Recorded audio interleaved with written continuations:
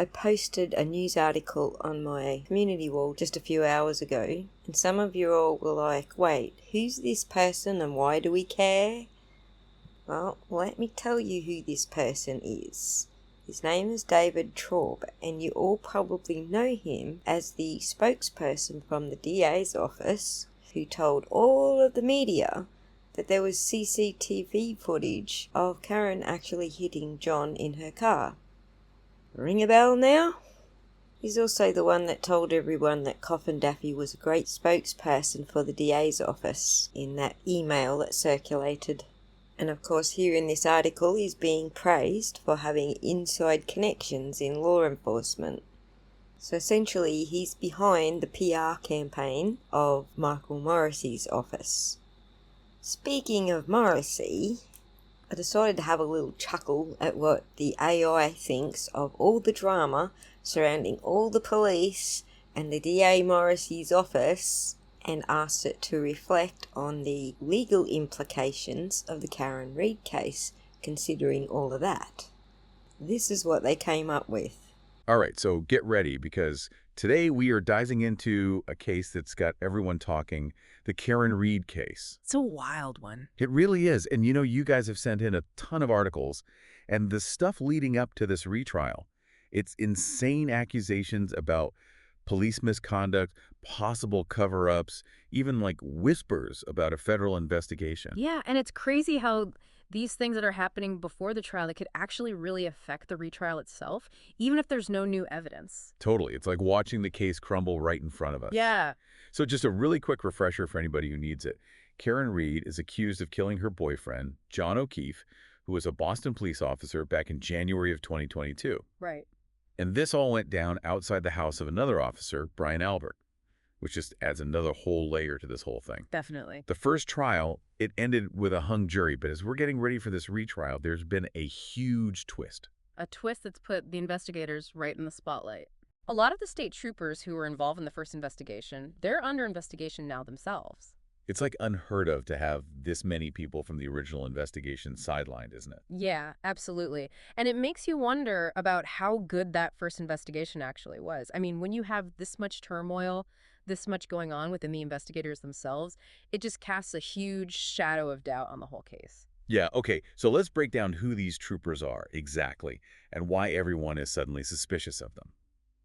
The articles mention Michael Proctor, Brian Tully, Yuri Buchanan, and John Fanning. All caught up in this. Yeah, in this big web of suspicion. Right, and each of these guys played a big part in how the case was presented at the beginning, and now those roles are being totally reevaluated with all these accusations. And this is where it gets really interesting, or I guess I should say really shocking. Trooper Proctor, who was the lead investigator, admitted to sending, and let's just say inappropriate, text messages about Karen Read while the investigation was still going on. Right, and those messages, they could really hurt the prosecution's case. I bet. So break it down for us. Why are these text messages such a big deal in the grand scheme of things? Okay, imagine you're on the jury. Yeah. Your job is to be fair and impartial when you're looking at the evidence, but then you find out that the lead investigator, the guy in charge, was sending biased, unprofessional messages about the defendant, the person on trial. Right. Automatically makes you question everything they say, right? Yeah. And it could even mean that some of the evidence gets thrown out if the defense can prove that the whole investigation was messed up from the very beginning. Wow, that's a huge blow to the prosecution, potentially. I mean, how do they even come back from that? It'll be tough, that's for sure. Yeah. And this is really just the beginning. We've also got troopers Tully and Buchanan, and they're facing their own investigations. The details on those are still kind of vague. Right. But anytime you get even a hint of misconduct at this stage, it just adds to that feeling that something isn't right, you know? No, not at all. And then you've got Trooper Fanning. Right. The CBS Boston article, I think it was, mentioned that he was cleared of any wrongdoing when it came to how he supervised the investigation. Okay. But even with that clearance, the fact that they even looked into him just adds another layer of doubt to this whole thing, you know? Totally. It all just makes it seem like, at best, the investigation was sloppy, and at worst, maybe somebody was trying to cover something up. Yeah. It just doesn't look good. No, it really doesn't. This is starting to feel like a house of cards, like it's all going to fall apart. Right. And if it couldn't get even more complicated, now there's this possibility of a federal investigation on top of everything else. And that's where things get really interesting legally speaking. Okay. Because a federal investigation, that's a whole new level. It means the potential charges are way more serious. The stakes are higher for everyone involved. Okay, so walk us through this. What are they even looking for here?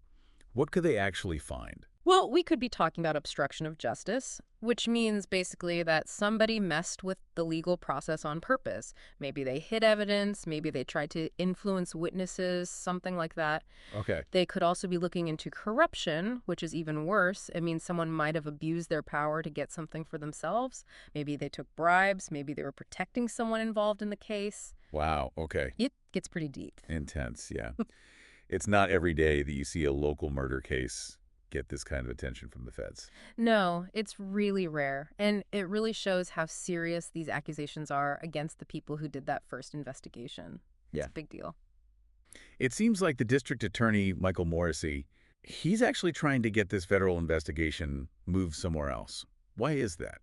Well, the article says that Morrissey is saying there are conflicts of interest in the U.S. Attorney's Office, and he says that those conflicts could actually mess up the investigation. And he's specifically calling out Rachel Rollins, who's the former U.S. attorney. Exactly. He's saying she's got an axe to grind with him. Yeah, he's saying she's got a grudge because they didn't agree on things in the past, and he's even questioning the motivations of one of the prosecutors in her office who's married to somebody who used to work for Morrissey. This is getting messier and messier. This is like a whole political thriller or something.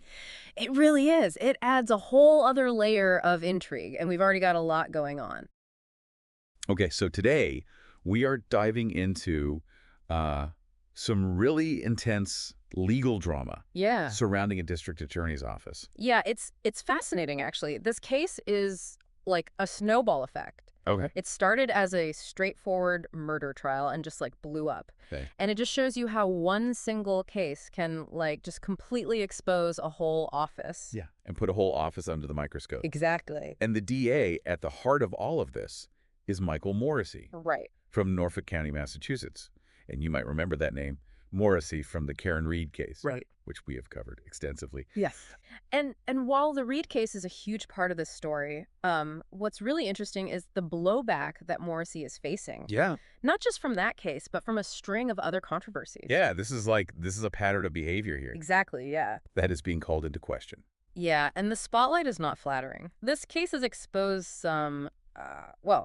some damning information about how this investigation was handled. Right. Especially when it comes to the lead investigator, State Trooper Michael Proctor. Right. During Reed's trial, we learned that Proctor had been sending incredibly offensive texts about Reed. Yeah.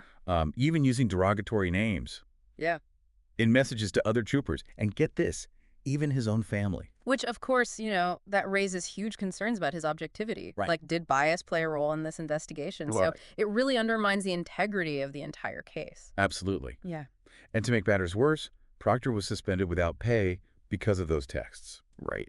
But here's where it gets really interesting. His supervisor, Lieutenant Brian Tully, who also testified in the Reed trial, was put under investigation. And that's a crucial detail. Because it suggests that the problem is bigger than just one trooper. Right. Like, if the supervisor knew about, or even worse, condoned this behavior, it really points to a systemic issue within the DA's office. And what happened to Tully, he was quietly transferred out of the DA's office. Yeah. Makes you wonder, was this just an attempt to distance him from this growing scandal? It's hard not to see it that way, especially with everything else that's come out. I mean, it's not even just about this one controversial case anymore. We also have a federal investigation into Morrissey's office. Okay. And get this, it's not even just about the Reed case. Wait, there's more. There's more. Federal prosecutors are also looking into the Sandra Birchmore murder case. Oh. She was a pregnant woman who was killed, and an ex-Stoughton cop has been charged. So the fact that you've got two cases involving Morrissey's office that are attracting federal scrutiny, that's not a good sign. That is not a good look.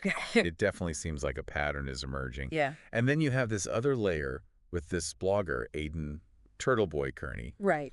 He's facing witness intimidation charges related to the Reed case, Yeah. and his lawyer is making some pretty serious accusations against Morrissey himself.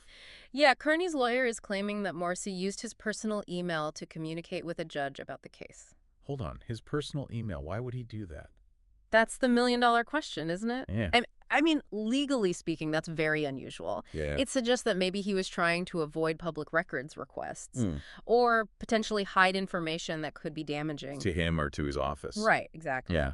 And speaking of things coming to light, Kearney is also claiming that he has proof that investigators accessed data from his cell phone, despite their claims to the contrary. Oh, wow. And remember, Lieutenant Tully, who we just talked about, who was transferred out of the DA's office. Right. Kearney claims that it was actually Tully who searched his phone, What? and that he found this out from a court employee who has since been fired. Oh, my gosh. This just gets more and more convoluted. Every time you think, okay, we're at the bottom, there's another layer. Exactly. So we've got federal investigations, we've got questionable conduct by investigators, and a DA who may be trying to hide information. Mm-hmm. It's no wonder Morrissey's feeling the heat. Yeah, the pressure is definitely mounting. And you can actually see that I think one of the most telling signs of that pressure is the recent resignation of Morrissey's longtime spokesperson, David Traub. Traub's resignation, that's huge. He had been with Morrissey's office for over 2 decades. Right. I mean, what kind of message does that send? Yeah, I mean, it's certainly not a vote of confidence, No. right? For someone like Traub, I mean, his job is literally public image. So for him to jump ship at this particular moment, that speaks volumes. It must be a PR nightmare over there. It's like they're trying to put out fires left and right.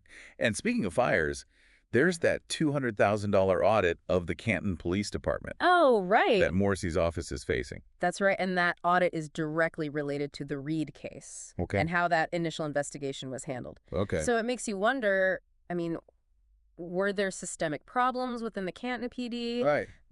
That might have actually compromised the case against Reed. Yeah, it feels like we're just seeing the tip of the iceberg here. I mean, with all these scandals piling up, it seems like it would be pretty tough for Morrissey to hold on to his job. Yeah, well, he is up for re-election soon. Okay. And he's got some competition this time. 2 Democrats have already announced that they're running against him. Gina Perkins, who has experience working on domestic violence cases and served as an assistant attorney general, and Craig McClellan, another former prosecutor from Suffolk County. So, both seasoned legal professionals. Yeah.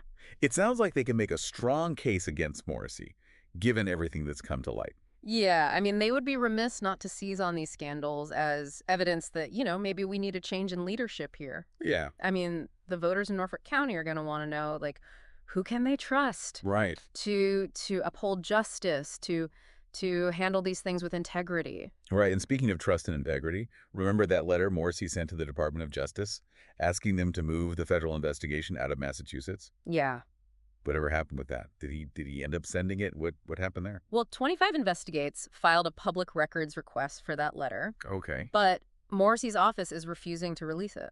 Really? They're claiming that it's exempt from public disclosure because it contains confidential personnel information, protected by attorney-client privilege, and connected to an ongoing criminal investigation.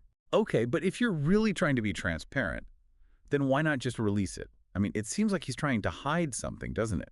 It definitely raises suspicions.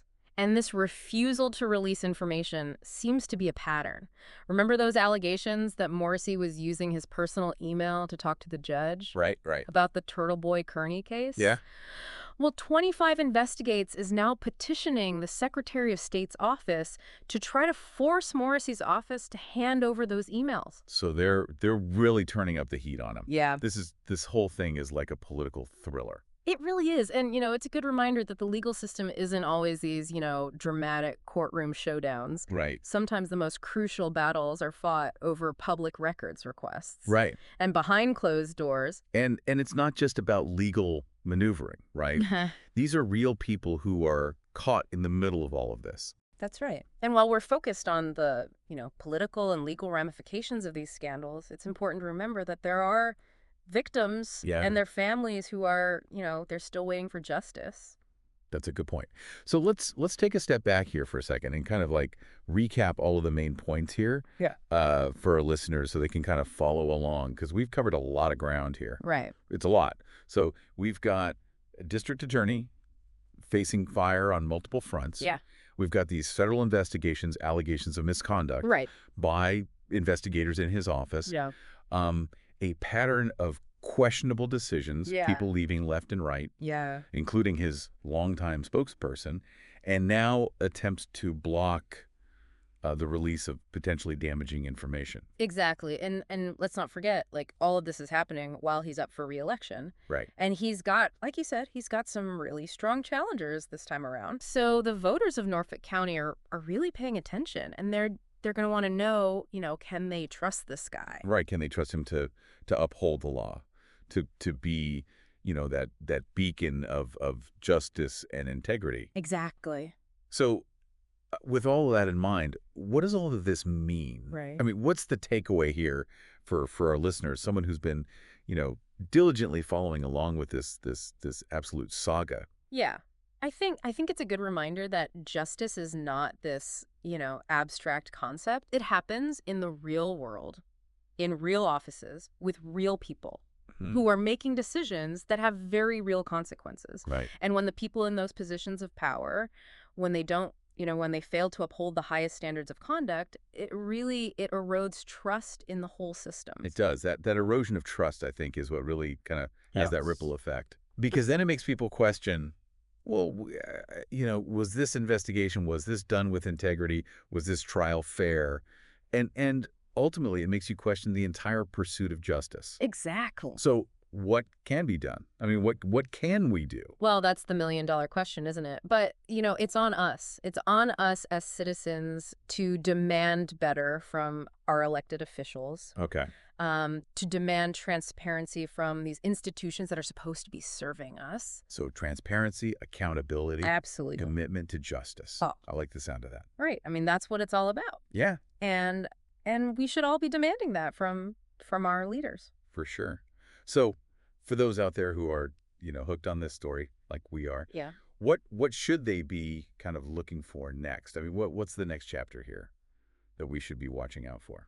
I would say keep an eye on these public records requests. Okay. Like, will Morrissey actually be forced to release that letter to the DOJ? Right. Or those emails? And if they are released, what are they going to say? Right. Because, I think how those battles play out, that could determine where this whole thing goes. Yeah, this is far from over. No. So we'll be keeping a very close eye on Norfolk County. And until then, thanks for joining us on this deep dive.